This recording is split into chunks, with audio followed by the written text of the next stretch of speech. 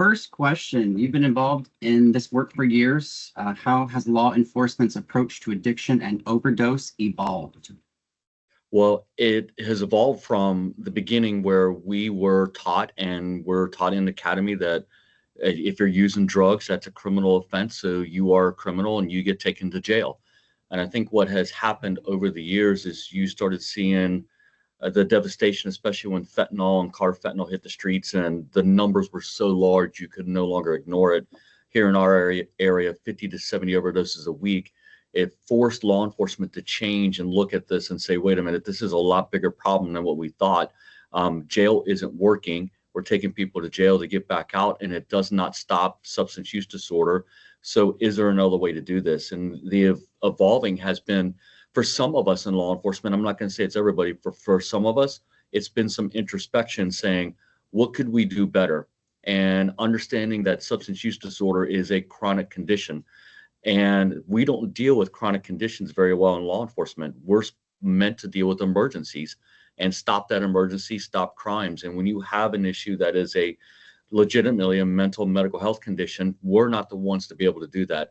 So it was a shift to understanding, instead of being the lead on this, can we be a link to longer term care? And that link to longer term care has showed a lot more results than taking someone to jail. There is someone who's supporting that person all the way through the system, through a continuum care model, into active recovery. And then that person comes back and they get their houses, they get jobs, they get their families back. And for us and for me, those of us who have kind of evolved in this, that is the ultimate in crime prevention. When someone can be healed and get their life back and get back on their feet and find some stability, that's the ultimate in crime prevention. And what happened as more and more of those incidents were seen by law enforcement, they started changing their views and said, wait a minute, this does work. It does take longer. It's not the immediate of jail, but that wasn't an immediate either. That didn't solve anything. Here is something that actually solves the issue and gives us and them a better opportunity to not only heal themselves, but their families and our communities. Perfect. Some of the questions will obviously overlap with some of the stuff that you said, but if I chunk some of the sound, it'll make sense. Okay. You often say, and you mentioned it when you were in the BrightView documentary, Addiction Ultimatum, you can't arrest your way out of addiction. What does that mean in practice? Well, it means in practice that you take someone to jail for addiction, substance use disorder, and next thing you know, they're getting back out. And often, especially in the beginning, there was not treatment in the criminal justice system. And I understand there's some controversy with that, and it's a valid concern. Do we do substance use disorder treatment in jail? But for some of us, that was the only option at the time. And what you find is when you're just arresting people and taking them to jail, again, it's that quick fix we think it is, but we don't understand that it is a chronic mental medical health condition. It is a long-term condition. These are not necessarily crimes. It's usually drug use or some kind of peripheral crime of that. So it's not someone who is going to jail for a long time. They're getting back out. And if we don't work on that chronic mental medical health condition, then they're going to repeat. It's going to be this constant recidivism. So it was this kind of light bulb that said, wait a minute, this is not working. Again, this is not in our realm as law enforcement, and it's not in the realm of criminal justice. Criminal justice has evolved some, but it's still not the best spot. So can we use deflection? Can we use outreach? Can we take someone to treatment, get them longer term care? And if we do, then again, we get them in that active recovery. And that is much more effective than actually trying to arrest our way out of it. Treatment our way out of this instead of arrest our way out of this. From your perspective, what's the biggest misconception about people struggling with substance abuse? I am going to use some high school kids and what they said. So I get an opportunity to go to a high school and teach a freshman class for a day. And we talk about substance use disorder. We talk about the drug landscape. And I get to ask them questions back and forth. And I got to tell you, the last class I did was absolutely fascinating because I asked them basically this question. And every single freshman class that came in that day said the same thing. This is probably the biggest misconception. Is yes, that person, for a variety of reasons, made a choice to use that first time, but they did not choose addiction. They did not choose to be addicted.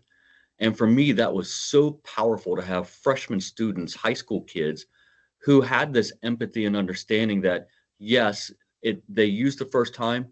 There are a variety of reasons, whether it is trauma, whether it is home, whether it is their brain chemistry set up that way, whatever it may be.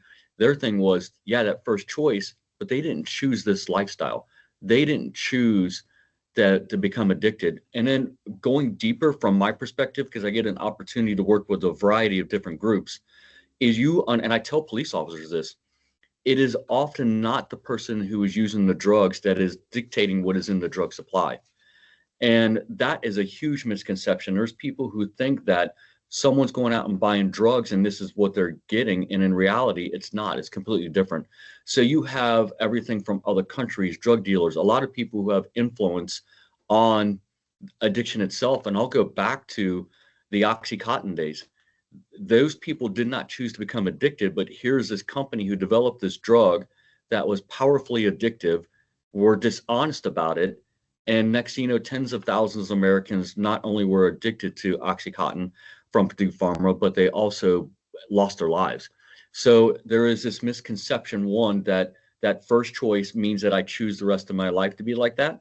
And the second part of this is often they're not deciding what's in drug supply or deciding I want to get addicted. Often there is someone else on the other end who's making money, who's dictating what is in supply and what happens to that person later.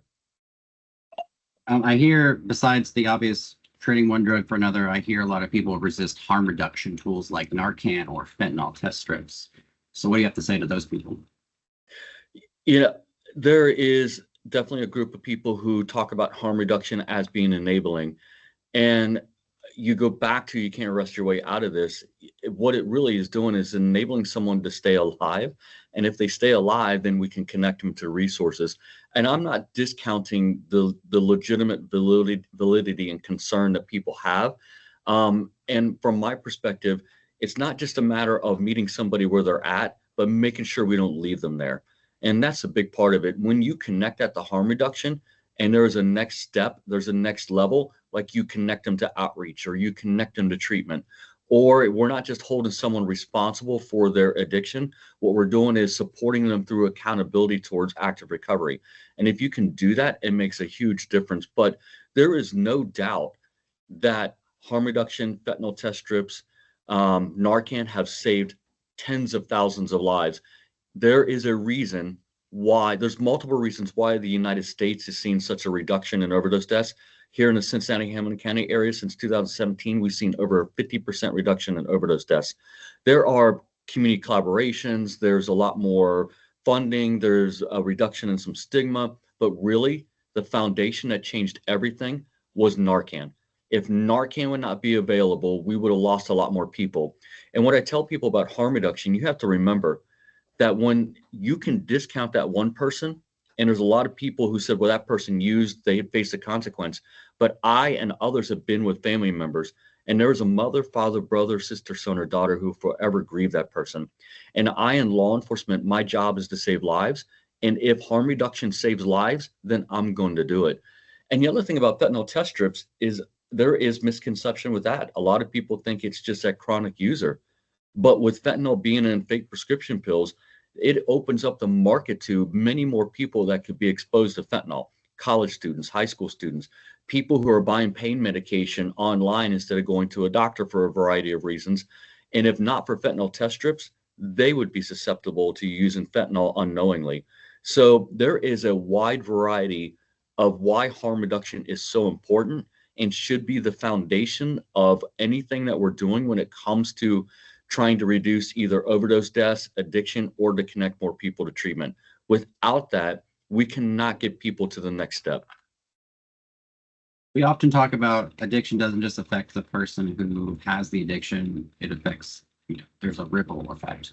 So what role does recovery play in making our communities safer? Oh, the ripple effect is, one, if that person has a family, they get back together with their family. They get stable housing. There's a whole economic recovery that comes along with that. If you're looking at from that perspective, from the human side, they get their family back. I just said that when someone dies of an overdose or from a substance use disorder, there's a mother, father, brother, sister, son, or daughter who grieves. we take that out of the equation when someone gets into recovery and are in that active recovery. So now the family unit, it's the individual, the family unit, that spreads to the community, it spreads to the state, and then it spreads across the country. And I think that's one of the positives we have seen from harm reduction, law enforcement collaborations, community collaborations, is to exactly what you said. That ripple effect was we saved a life, that saved a family, that saved a community, that saved the state, and it saved the nation. And we've seen now 2 or 3 years of reduction in overdose deaths, reduction in actual overdoses, and connected many more people to treatment and longer term care. So the ripple effect can be positive if we take those steps, or it can be negative if we do not have those steps in place. Overdose awareness leading up to National Recovery Month. That day is meant to raise awareness and remember those that we've unfortunately lost. What message do you have for families grieving a loved one? Oh, the message is that we recognize their loved one. They are a person, and as they love them, then we recognize that. And it is a recognition that that person was a human being, that they had people that cared about them, that loved them. And in turn, we're going to show support for those that are grieving, and that their loved one mattered. Their loved one's life had purpose and it mattered. And I think when we do that and we show some empathy, and I talk about empathy is not just all the goody feelings.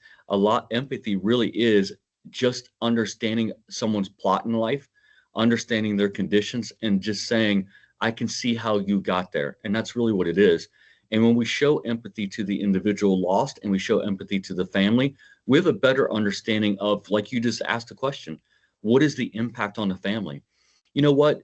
A lot of people can criticize and judge that person, but that is a person that was loved by a family member. That is a person who, you deal with any mother or father lost a child, and they will always remember that person from the time that they were a little kid.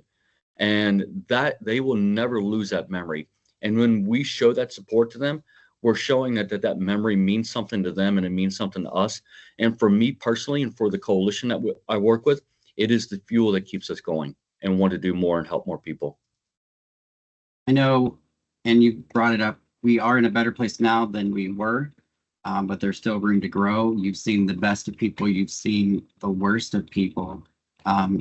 So if there was one policy or practice you could change overnight, what would it be? Wow, there would be multiple. So narrowing it down to one is difficult. I would say probably if I could do one overnight that would have the biggest impact, it would be 24/7 access to care, to linkage to treatment. That would be something where, again, especially if it's first responders having contact, it would give us access to continue to be that link and connect someone immediately to care. And then the other thing about when someone's linked to care, now that care source knows about that person, can follow up with them and check up on them. And when we talk about that recidivism, then it's that treatment program that's working with it instead of law enforcement or the first responder.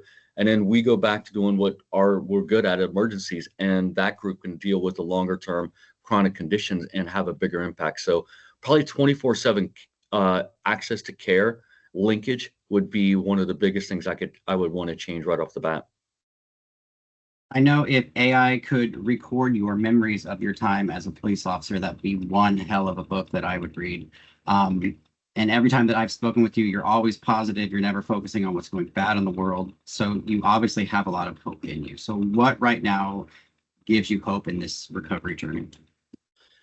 I think what gives hope is seeing that this collaboration of, I'll use the Hamilton County Addiction Response Coalition, started with a dozen people. 10 years later, has over 1,200 people, 250 separate organizations. Again, we saw that 50% reduction in overdoses.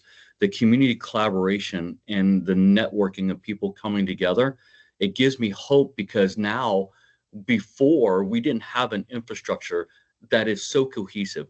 Yeah, there were pieces and everyone was kind of separate, but to see an entire community come together and make such a difference, it gives me hope that we can, one, be resilient, that we can work through the ups and downs, whatever those challenges are.